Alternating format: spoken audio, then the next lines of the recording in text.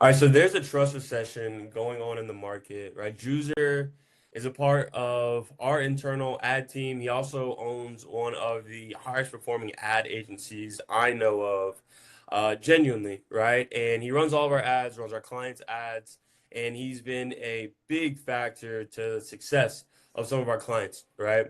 Now, a lot of our clients, right, go through the same phases, right? Where they come in with low lead gen, we get them flooded out, and then they start running into all of the same bottlenecks, right? In this video, I want to actually uncover the step-by-step process that occurs for a client to have success when coming on board, right? Getting their ads up, running the ads, but then the bottlenecks that actually occur, right? And then how we solve them, right? Because a lot of people, whether you run ads or you do organic or you have word of mouth referrals, I'm sure that, whether wherever your offer is, right? You've had a problem with this trust factor going on in the market where everyone's getting burnt, right? The market in all niches is getting just a bit saturated, right? And there's people doing bullshit work and just to call it what it is, right? And so I want to have Juzer just kind of take over. I want him to actually break down some of his processes of how he gets our clients up and running and how he gets them printing. Like for one of our clients right now, right, we're averaging about like 7 to 8 leads a day, like high quality leads, right?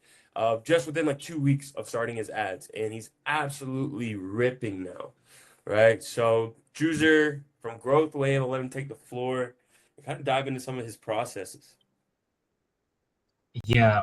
So essentially, when it comes to running ads, you're basically running campaigns to completely cold audiences, right? And with all sorts of businesses right now, they mostly rely on either word of mouth, referrals, or content. And the leads that come in through that are always, warm. They've already been nurtured through the content and stuff. And especially the word of mouth and referrals are always pretty warm, right? But the second you launch a campaign to complete cold audiences that do not know you, the dynamics flip and you're like, oh shit, these people don't know me. There's no authority built. And they get on calls being completely oblivious about what's going on, who you are, what do you provide, how you can help them out. So uh, you will either stumble upon a lot of no-shows, a lot of objections that just seem too frustrating to go ahead and handle. Like, okay, what are your USPs like? How do you, like, what makes you think you can help me out?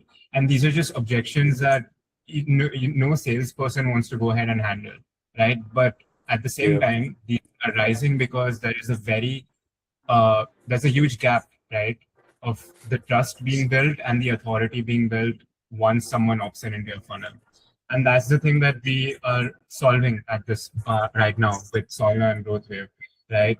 Is that when we are launching ads, we are not just launching ads to bring in a lot of demand, a lot of leads and stuff, but we are rather trying to bridge that gap between bringing in the demand and also closing the leads up so that you have a consistent flow of closures happening, not just leads coming in and Exactly. not knowing them, right? So yeah. Yeah, yeah, no, that's sauce. That's sauce. Because I think no one in the market, I feel like, actually talks about the middle of funnel processes of what it takes post generating demand, right? Exactly. And I think, and that's where we've been like collabing and, doing extremely well in, right? Is just putting both of our processes and systems together and really trying to solve this big problem that's going on in the market, right? Now, when it comes to like, I don't want to uncover too much sauce, right? But when it comes to your proven ad strategy, right? To generate demand, flood it out with traffic, right? Like even for us, bro, when you ran ads for us, we closed the first person that came through the funnel, right? And then we had what 3, 4 leads coming in a day within the first like 48 hours, right? And then we just ramped up from there and never stopped, right? What does that prove? Let's start at the top of the funnel, right? As far as generating demand, someone's running shit ads, low hanging fruit in. What's the first thing you're optimizing and tweaking and actually doing to, progress their ad and their lead gen flow? Yeah, okay. So see, when your ads are not performing, let's say you're running a video ad campaign and your video ads are not performing, right? Usually the metrics that you're going to always see is that your CPMs are always going to be very high. That's usually because your offer is not clear or you're not calling out the right people. So Meta is having a very hard time figuring out who to put this ad in front of, right? So your CPMs are going to shoot up. You're going to see that your click-through rates are going to be very messy and very like they'll just keep fluctuating, and you won't get Yep. any result out of it, right? At the end of the day, results is everything. If you're optimizing for Yep. leads and you're not getting, there's something wrong, right? And you with the Andromeda update right now, within 48 hours itself, you can come to know whether a creative is working or not. Usually even less than Yeah. that, but 48 hours is a sweet spot. And if you're having these issues with your metrics, then that's usually why your ad campaigns are not performing the best. Mm. Okay. That's good. That's good. So it's a messaging thing, top of funnel, right? Yeah, Messaging, clarity, and one thing I've learned from you is just like a lot of creatives, right? Like a lot of people exactly. just roll out like one, two, three ads. I even thought that was the case, right? If we got a messaging super dialed, we only run out like two, three creatives. But you're like, you really need to honestly kind of do like I don't want to call it the hammer strategy, but like really put out a lot of creatives to know what the Yeah. market wants, right? And it's funny because for our client right now that we both are collaborating on, I launched 20 or 21 creatives all at once, and there were only two creatives that were performing, and Yeah, right now it's just one that's carrying the entire campaign out. So it yeah, really it's goes to insane. show that with this update, you can't just put out three creatives, four creatives, and call it a day. Hope it You are, works. yeah, it's going to fatigue fast, and you have to put in more and more creatives again and again. Yeah, that's good. That's good. How long should creatives stay up? I think this is good info to talk about. You would come to know for how long, because see, Okay. with each creative there's always that starting point where it's gonna start, collecting a lot of leads in or data points that are important for you. And then Right. once it has collected enough, then it goes to a very huge peak and it's gonna bring in a lot of leads. It happened the same with us, right? At first we were averaging around 2 to 4 leads a day. And then all of a sudden we had around 6 to 7 leads coming in every single day, right? Yeah. So that's what it is. It's a graph that goes starts here. Initially, it will go up slowly, and then it reaches a peak, and it will again start coming down slowly. So for Yeah. however much, so you'll come to know when it's dying off. Yeah, Okay. Yeah, no, that's good. That's good. And then so obviously that's a winning creative, right? And so yeah. then is the strategy to then obviously build more creatives like that, or do you do another batch of 20 to see what new could hit the market? Honestly, you don't want to start. You don't want to stop adding in more creatives to the campaign. That's one thing, but Mm, when you have a winning creative and you see that it's bringing in a lot of results and it's slowly starting to die, you obviously want to recreate it in different ways, because right. the chance of that performing again very good is extremely high. But yeah, keep testing out new stuff, because obviously you want to have variety, otherwise it becomes boring to record the same thing again and again in different ways. Right. Yeah. Right. Yeah, no, I'm following. I'm following. Heck yeah. Okay. So boom, demand is generated, right? We've done all the ad stuff, the messaging's fixed, right? Ran the processes, which occurs, when we did with Kingsley, like it occurs in, 24, 48 hours and we get the ads going and means start coming in with speed, right? I Exactly. love how, fast we work, right? Now, leads are coming in, right? Let's actually uncover a bit of just some middle of funnel processes we're seeing to help with some of like these most common like objections, like as far as like disqualifying leads, right? Because you will get a lot of low tier leads, coming in from ads, right? You got the trust factor that needs to get built, right? Like rapport has to get built through, automations or whatever that may look like. Want to uncover that, and then as well, want to break down, like, yeah, I really just want to break down what it actually looks like for these people. You know what I'm saying? Like real middle of funnel processes. Yeah. Honestly, I'd like you to also say a few things with the middle of the funnel because we both are like working together hands on hand with this Yeah. part. But what I feel like with like the middle of the funnel is when you're just starting out, right? With ads and you're getting like a lot of lead inflow, the patterns that you're going to see is that a lot of the leads, let's say you're running a lead form campaign, very like in Meta itself, right? You will hit a peak where you're getting a lot of leads coming in. But then at the same time, there are a few middle of the funnel processes that I think are non-negotiable that need to be implemented. Otherwise, you're just gonna like fuck yourself over, right? Yeah. So the lead ops in, you don't want to spend time waiting for you to go ahead and ring the lead up. The lead has opted in. If you're available, go ahead, call the lead on the spot. Because this is one thing we both have noticed as well, right?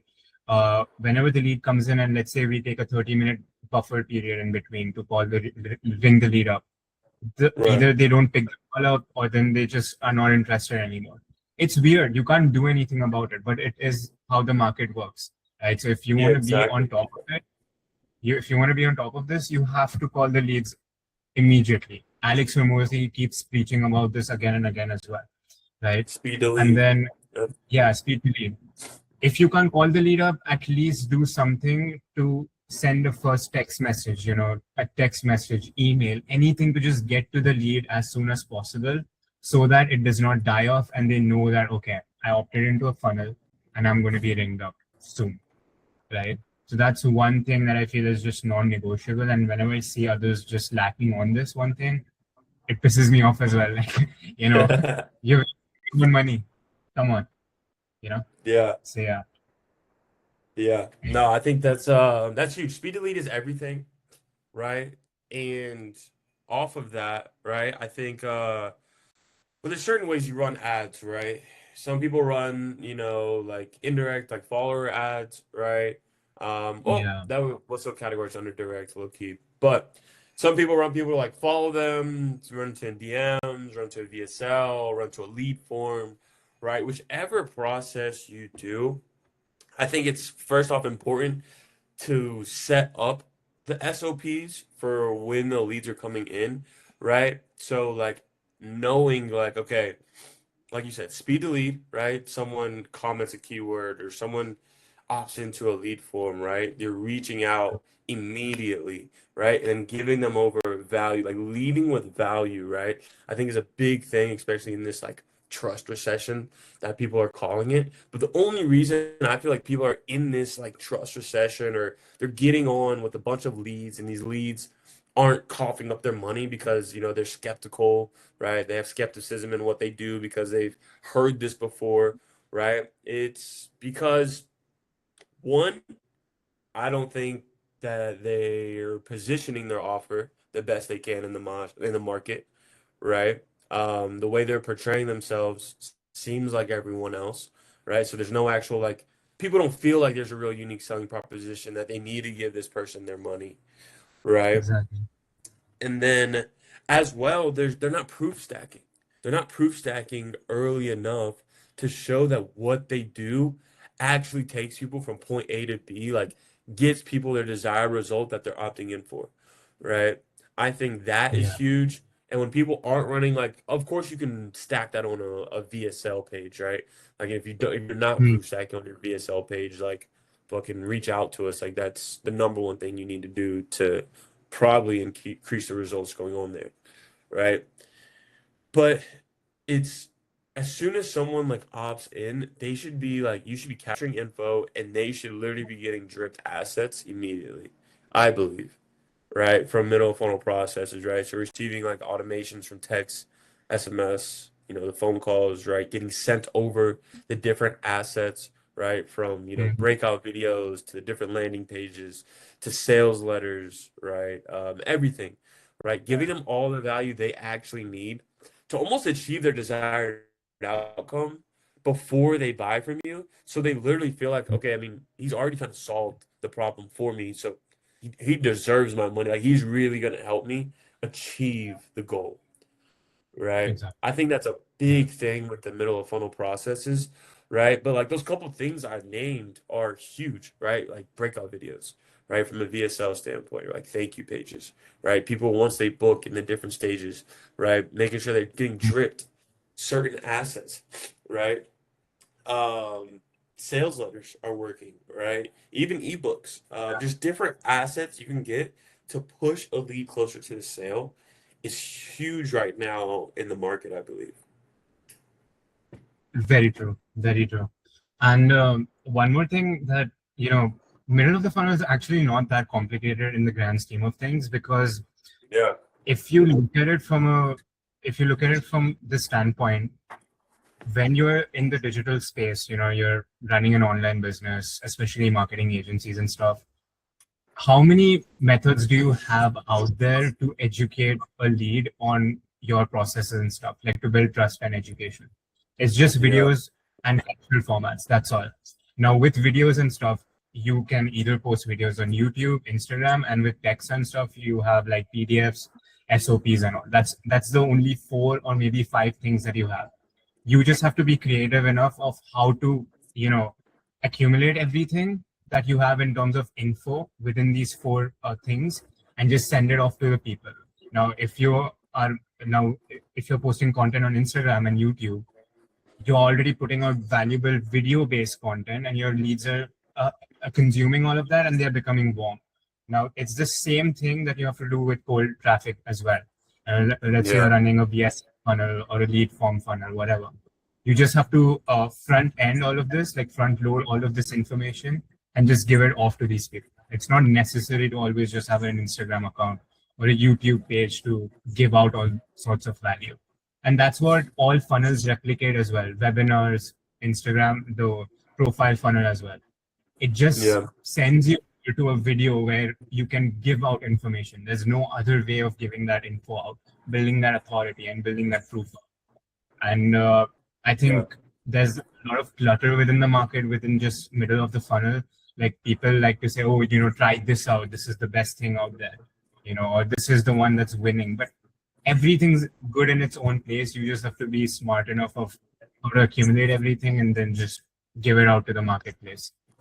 You know? yeah, yeah. That's huge. That's huge because a lot of the people that we partner with have tried, different ad strategies or different middle of funnel processes, right? And everyone thinks it's like a one size fits all approach, right? Like, oh, this is winning in the market. Let's everyone pivot to this, right? When Yeah, really, I believe it's like you need to understand your consumer, right? These people that are actually opting in and give them the type of resource and value that they're actually looking for. There is no one size fits all. I think you literally have to build your own SOPs, right, for your business to be able to sustain a high influx of demand and an insane yeah, amount of closes, right? You have to build your processes in congruence with that, right? exactly.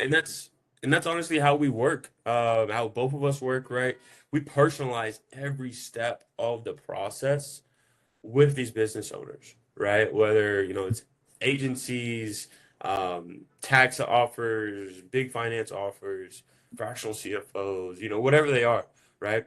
Literally helping set up the SOPs top to bottom and then helping delegate the processes, right? Like for this one lead, I think it's also huge in the market right now too, is the fact that a lot of business owners when they do run ads, they're the one doing the warm dials, right? And Mm, trying to take all the closing calls, right? And the discovery calls.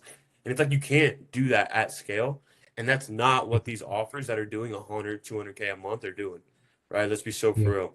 And so it's part of the reason why we've built a high ticket, like A player network of people that can come on, DM sit at a really high level, even, manage at a really high level, can close, yeah, right? That way you can actually generate demand, delegate the processes as far as like your actual internal processes. That way speed to lead is high, right? And the only thing these business owners should be doing is genuinely either taking these closing calls or really just rolling out more assets and working on the business instead of in it, yeah, right? for sure. Yeah. I think that's huge. That's huge in the market right now, right? Mhm. So we covered top of funnel processes, middle of funnel processes, right? And I mean, we can go over some bottom of funnel stuff, but I think those two are like the main levers that, you know, have to be solved in the market that people aren't talking about Yeah, at an extremely high level, right? And people are just kind of giving out that one size fits all approach. And I don't think the market is like that, right? Especially right now. I think everyone needs their own personalized approach that fits their yeah, ICP, their offer, their upstream messaging, right? And that way everything's congruent, top down. exactly. Yeah. And honestly, bottom of the funnel becomes very easy to crack if your top and middle are just dialed in, you know, because Exactly. the saying goes, right? Make sure your marketing does 80% of the selling, and then you have the last 20% left for your sales reps to do it, right? And if you just Yeah. follow that saying, you will have a very easy time just closing people on the sales calls. And usually with the sales calls and bottom of the funnel, it's always about certain objections, like, okay, like the funding might be an issue and stuff, but that's always easy to crack if you just have payment plans in, or you're just targeting a very upstream audience. So you can just solve that over with that. But yeah, I would honestly put the top and the middle of the funnel on priority, because you crack Yeah. these two things, everything else just falls into place, and then bottom of the funnel becomes very easy to complete. Yeah. Exactly. Exactly. I agree, bro. I agree. Um, Man, I mean, partnering together has been like, I think one of the best decisions we've made, at least internally, right? I think Yeah, our clients are seeing like really good success with the way you guys run ads and everything. I'm gonna refer all of our clients always to you guys, right? That way we know we can keep the motion together.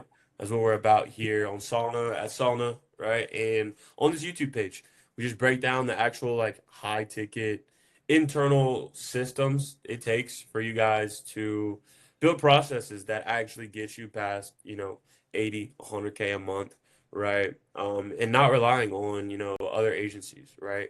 The way we do everything is, we set it up completely in-house and just literally consult you guys on the proven processes it takes for you guys to scale. And that way this thing's printing, pretty much without you, once it's kind of, automated and delegated, and without us. That way, you're building a sustainable business when you work with us. And exactly, that's how we both operate. And that's why we're seeing, honestly, so much success in the market, just partnering together. So, bro, exactly. Yeah. I'm excited to see where this takes us, bro. Anything else you want to drop before we, go? Subscribe to the channel, and you're gonna get a lot more sauce in the Yeah, coming fuck future. yeah, bro. Fuck yeah. So If you guys if you guys want help or want an actual like proven game plan of what it takes of the exact systems you need to implement top down for you to, maybe revamp your offer or actually get your offer printing the way you want to in an upstream market, make sure you guys go follow us on IG at Sauna Digital. Juzer's is GrowthWave Official. yes, sir. Is it just GrowthWave? GrowthWave Acquisitions. GrowthWave Acquisitions, right? And shoot us a DM. Someone will get back to you. Test our speed delete. Test our speed delete. In our said process. Hop in the funnel. Yeah, But yeah, y'all go reach out to us, follow us on there, sub to the channel, and outside of that, motion. motion. Bye bye.